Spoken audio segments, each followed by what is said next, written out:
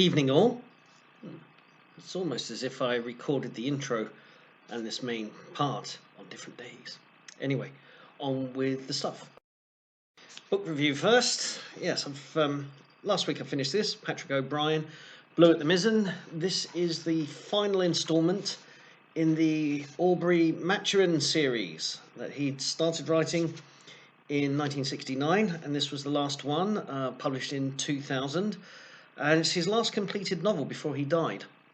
There is an unfinished Aubrey Maturin story, which I have.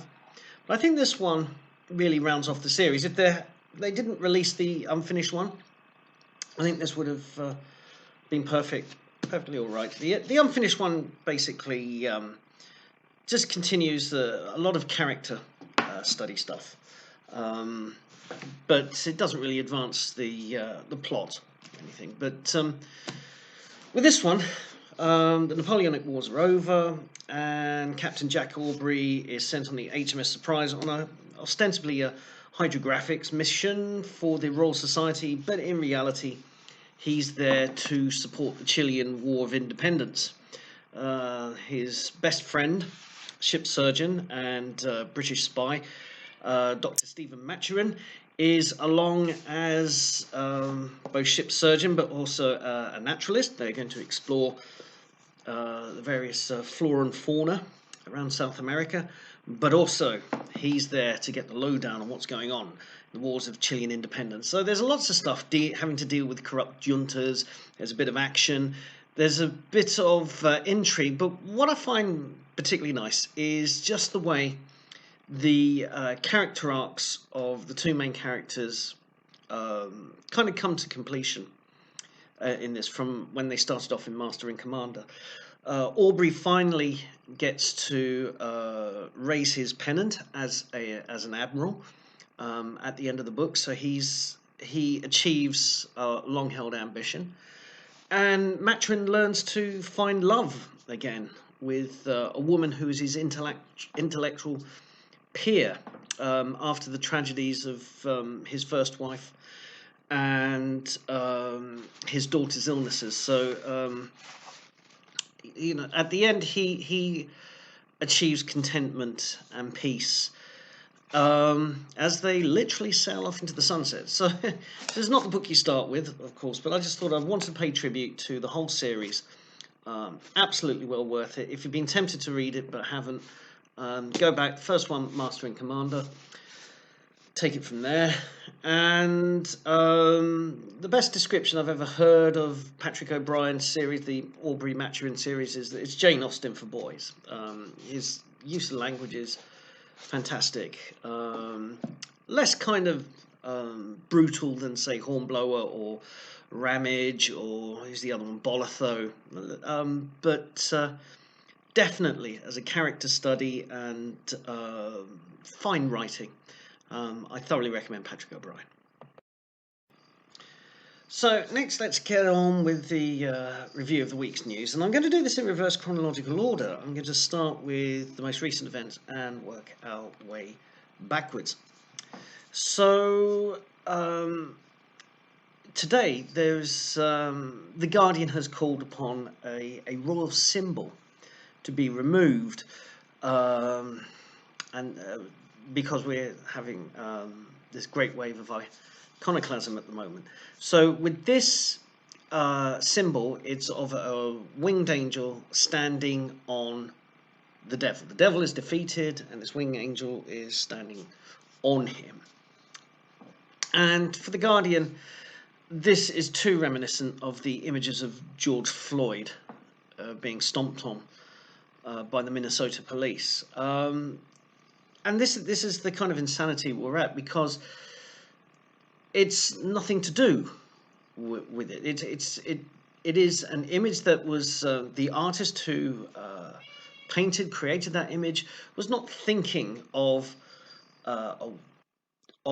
that situation of a white person standing on a black person. This is an angel representing the forces of heaven stomping on the devil. It's a religious thing. It has no other explanation beyond that. But it's all about it's about the perceived um, racism in an image that wasn't racist. But this isn't about protecting George Floyd. This isn't about protecting the memory of George Floyd. Not about protecting Black lives. This is a Western cultural image. It has to be done away with. It has to be replaced by something new, progressive, and Marxist. That's all this is about. It's just yet another power play. So yesterday we had the horrific knife attacks on 12 people in a park in Reading, leaving 3 of them dead, the rest injured, and the police describing it as a terrorist incident. And I was online. I was actually on Twitter at the time when the story broke, and I saw people's reactions to it in real time, and people were very angry. Emotions were raw. Tempers were afraid. People were absolutely shocked and angry that this thing happened. So, as I said, the emotions were very raw at the time. When the story broke, this was happening between 9 and 11 yesterday evening when I was watching this unfold. And I think what happens is that we've been in coronavirus lockdown for over 3 months now, and we're also seeing the Marxist protests and demonstrations and the tearing down of statues and the demand for all our history and culture to be erased, and the activism there. And I think a lot of people are frightened and they're at their wits' end, frankly, with the lockdown, trying to understand what they can't do, what they're permitted to do, what's prohibited, and that these activists and demonstrators seem to be acting with complete impunity, and the police stand down and the government doesn't react immediately, and when it does, it dithers, and the press are just misreporting everything. So people are worn down, and when a terrorist incident happens, they snap. They snap and they say a lot of things. A lot of it is true, a lot of it passionate, but when in that kind of state of mind, when in that mood, kind of rationality and compassion kind of takes a back seat for a bit. So in the middle of all this outrage and shock, along comes Ash Sarkar, literally a communist, and she puts out a picture of herself sitting in a park eating a nice lolly, and cryptically, just at the top of the image, are 3 orange emojis. Nobody can quite work out what that means. There's been lots of theories and speculation linked to that. 3 people were killed, and the oranges represent the 3 people who have been killed. Now, I don't know which is the correct version of that, what those oranges mean. But with people on Twitter and on other social media shocked, and emotions and tensions are high, putting out a photo like that was all by someone as provocative as her. She's not particularly well liked by anybody not on the left. It was always going to be the match that lights the fuse to spark things off. And it would have been prudent for her not to have put that photo up, or once the people's anger being felt, to remove it, put it up another time. It seemed an odd time. She put it up sometime after 10 o'clock, 10 p.m. And it seemed an odd time to be putting a photo up of herself in the park. Most people, when they're out in a nice place during the day, try and upload a photo of themselves on social media either very soon after or early evening, to put it out there in darkness, when long after the day has passed. And at the time, if she'd gone onto Twitter and was looking at what's trending and what was happening in the news, she would have definitely heard about this attack. But in that, she puts out this photo. Now, she got a considerable amount of grief from outraged people on Twitter about this. And instead of what I thought would have been prudent is take the photo down, post it another day, or else say, I'm sorry if you've misconstrued my photo, that you think I'm mocking the victims. I am not. My condolences go to the families of the victims. Now, that's what I think most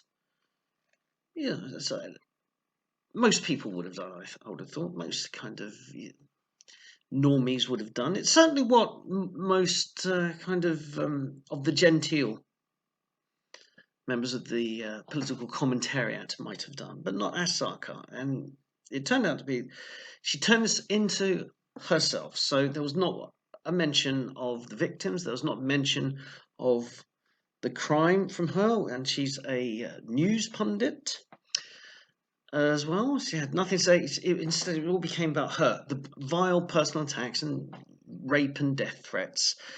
I can't say whether she got genuine threats like that or not, but I know she got a lot of blowback, a lot of anger directed at her, and she didn't diffuse things, she actually made things worse. And it seems like she has played this one to harvest the outrage, which is why I now say, I echo a lot of other people say, don't engage with her on social media. Don't feed her the outrage. But I foolishly did, and she retweeted me. I said I made the point.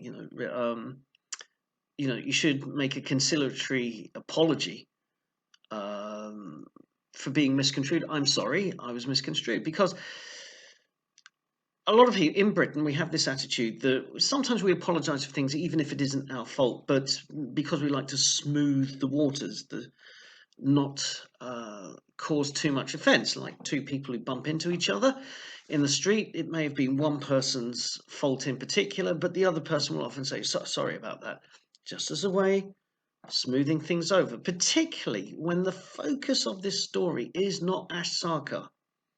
And it's not Asaka getting a load of abuse, and it's not Asaka receiving alleged threats. The story is that a man with a knife, who police believe was acted as a terrorist, killed 3 people, injured 9 others.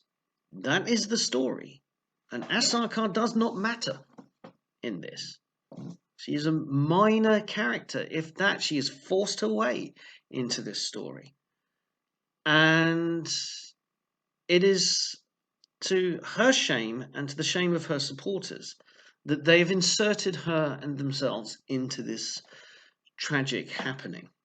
And I got dogpiled on for my comments. He retweeted me, and that was the signal for her followers to come and bother me for about 24 hours. Water off a duck's back in the end. Didn't care, but she said it herself. She played herself when she responded to me, and she said, I will not apologise for other people's stupidity. Well, that's our go-to line now. Because I had people saying, I take offence at everything you say. Please apologise. And I just quoted her back.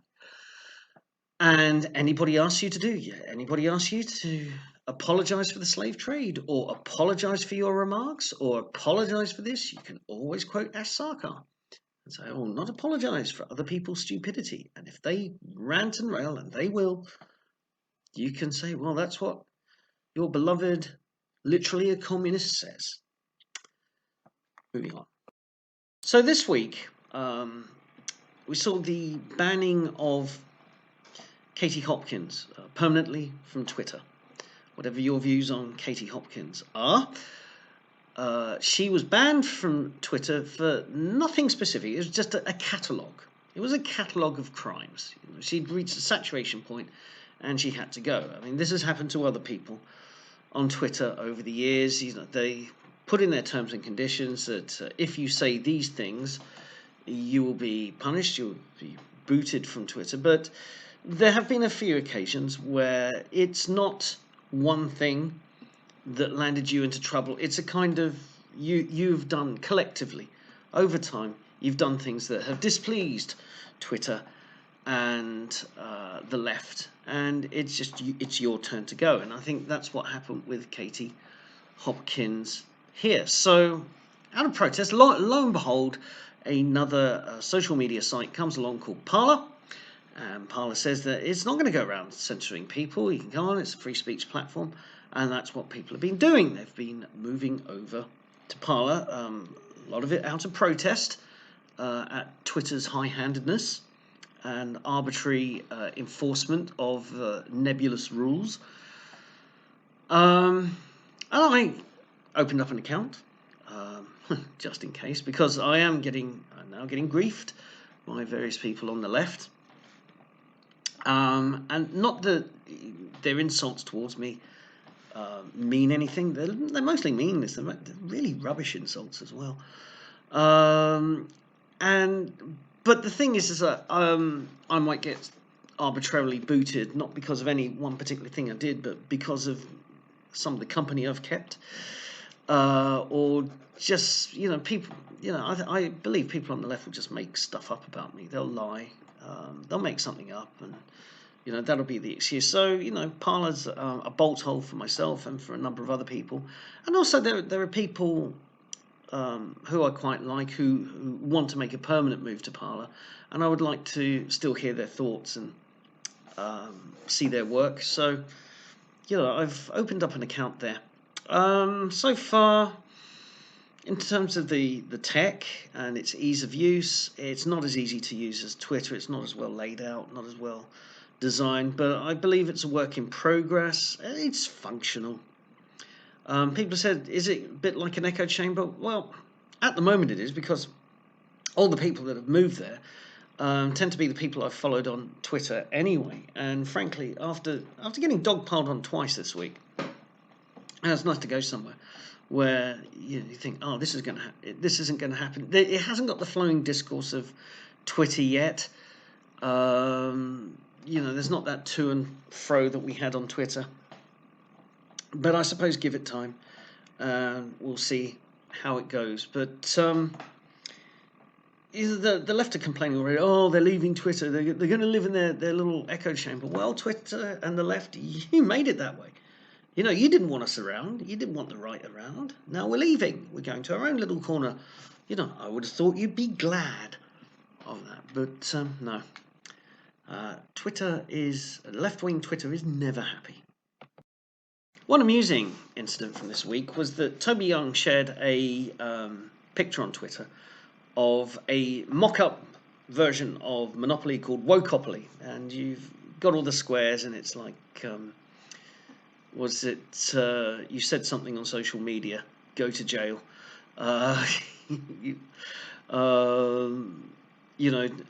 do not pass go, do not collect 2,000 from your dad. Every time you pass go is the trust fund, and you can get 2,000 from your trust fund every time you go past go. So it's got all the kind of woke tropes on it. But what is interesting is the left's reaction to this, because it's just a joke. It's disposable meme territory here. But they really don't like it. In fact, you say, oh, look at what the fash are doing. The fash, yeah, because the fascists, if they were renowned for one thing throughout history, it's their love of parody board games. Oh, give me a break, the fash. But they hate it. They just hate humour. They hate parody. They get bent out of shape over the tiniest things. We've got stabbings in Reading. We've got this ongoing grooming gang scandal. We have statues being torn down, police being chased away by rioters and activists, and all they care about is whether your jokes meet their approval or not. It's unbelievably petty. And this brings me to another thing that happened earlier this week. My first dog piling. I'm not going to go a great deal into that. But suffice to say that Richard Delingpole put out a joke about Angela Rayner. And I converted that joke into the Guardian op-ed meme format using the Guardian meme generator, which is a brilliant little online thing you can have fun with. And then I started getting these weirdos kind of having a go at me for it. What's that supposed to be? It's a bit of satire. No, it's not. You're mocking her accent. You're mocking her because she didn't go to public school. No, that's not the reason. You're mocking her because she comes across as galactically thick. This is John Major left school at 16, but he got a job in a bank mailroom and worked his way up from there. So it's not a class thing with Angela Rayner, but it is the fact that she kind of revels in ignorance, and she is often woefully unprepared on television programs where she's expected to have a grasp of facts and information and to think cogently, and she often struggles with that. That's where the Angela Rayner jokes come from. Like, I have to explain this stuff. But anyway, I'm just getting grief from these, I tell you, absolute weirdos. And this is the thing about left-wing attempts at humour online, is that they always say the same things. There's like about three insults. Hey, look at that. 3 insults that they use against me. And it's like you get about 50 people just choosing one of those 3 insults.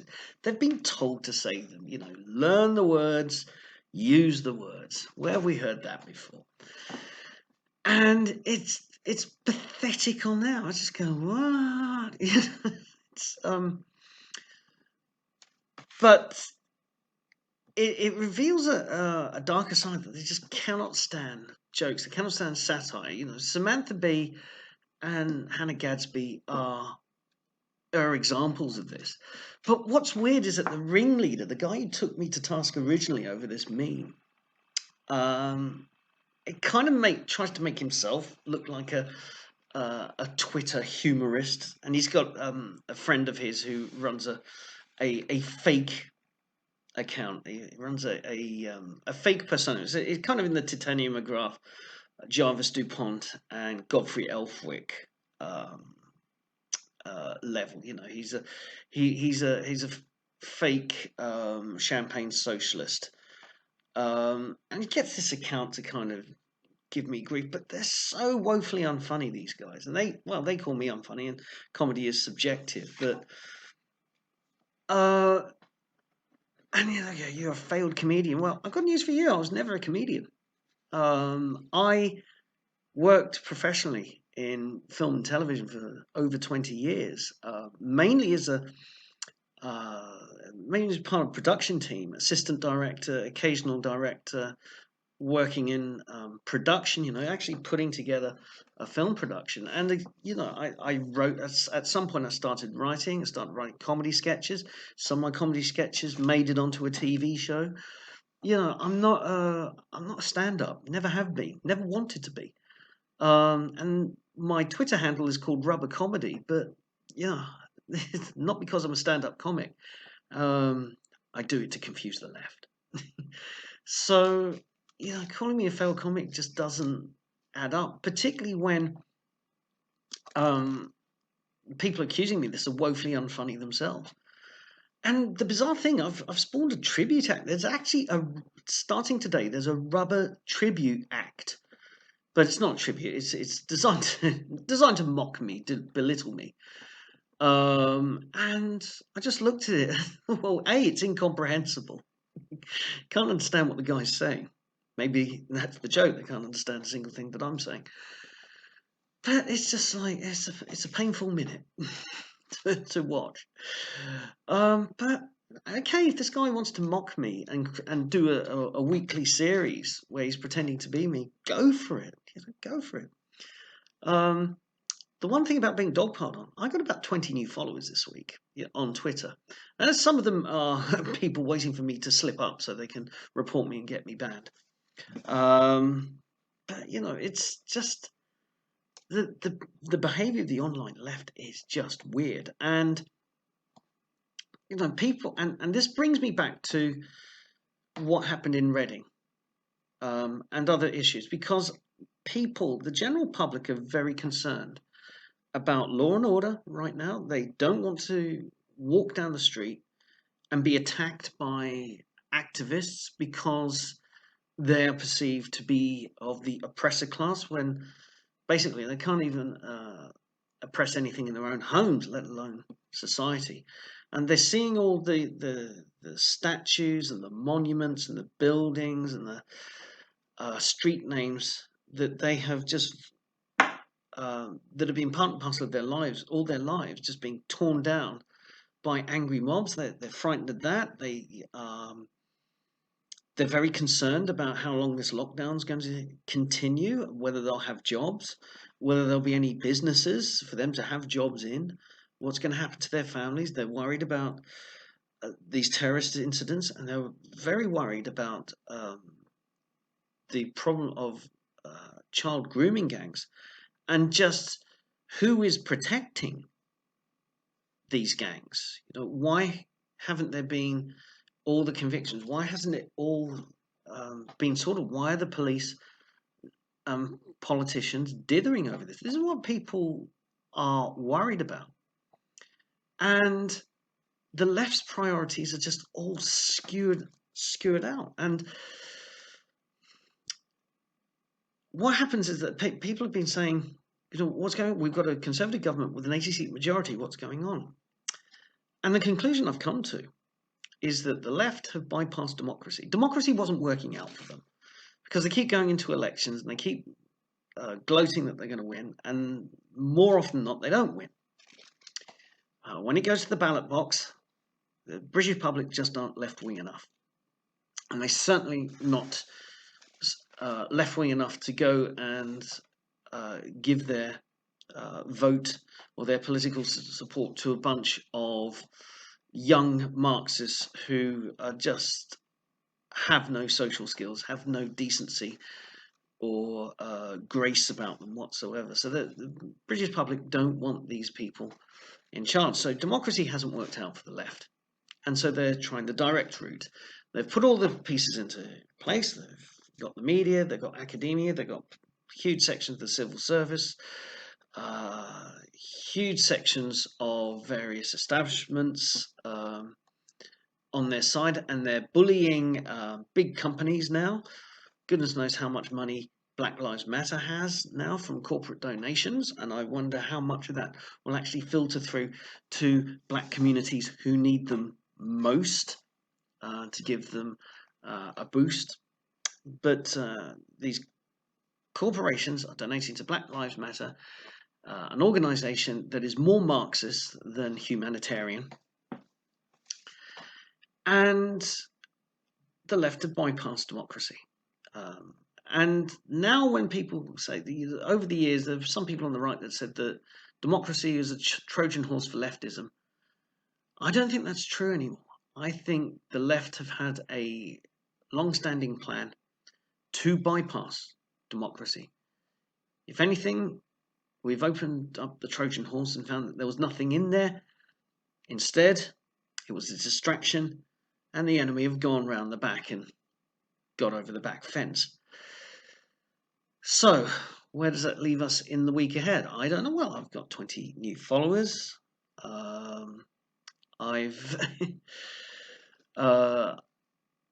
remain unbowed, but I am still worried about the state of politics, and worried where the mob is going to lead us all.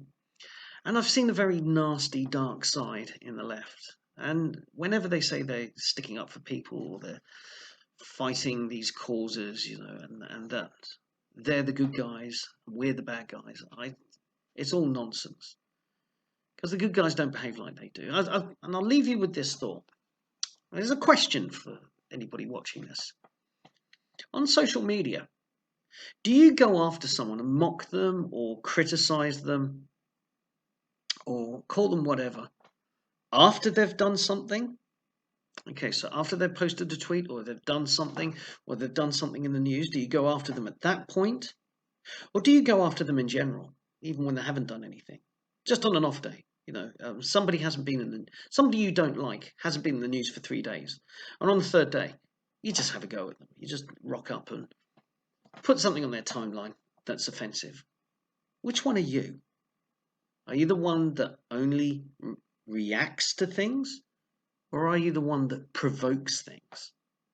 And until next time, have a good week and stay safe.